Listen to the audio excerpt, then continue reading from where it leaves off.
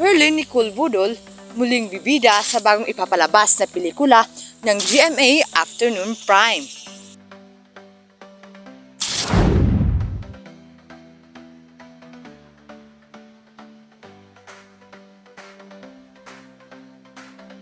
From magandang dilag to binibining marikit. Yan ang sinabi sa interview ng batikang aktres na si Herlin Nicole Budol. Ayon sa balita ng Chika Minute na merong bagong ipapalabas na pelikula ang GMA Afternoon Prime. At ito ay pinamagatang Binibining Marikit kung saan pinagbibidahan ni Herlin Budol. Sa nagdaan ang nakalipas na panahon, atin naman nakikita kung gaano kagaling si Herlin Budol kung ito'y umaarte. Kaya naman hindi maitangging na mataas ang kanyang mga ratings pagdating sa aktingan.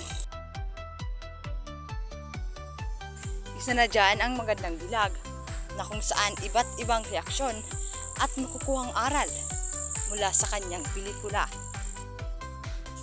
Ayon sa GMA, magbabalik na si Herlin Budol sa Afternoon Prime sa seryeng Binibining Marikit. Dahil pagkatapos daw ng revenge drama series na Magandang Dilag, magbabalik uli ang Afternoon Prime na pinagbibidahan ni Herlin Budol sa upcoming series na Binibining Marikit. At lalong ma-excite ka sa palabas dahil makakasama nila ang mga batikang aktres.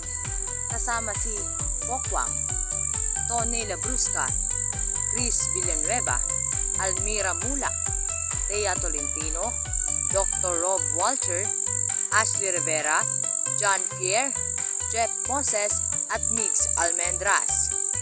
Sa pelikulang ito, makakasama niya ang batikang aktor na si Tony Labrusca as her leading man. Ani pa ng aktor, na-excite daw siya na makatrabaho sa Herlin Budol dahil matagal na raw niyang gustong katrabaho ito.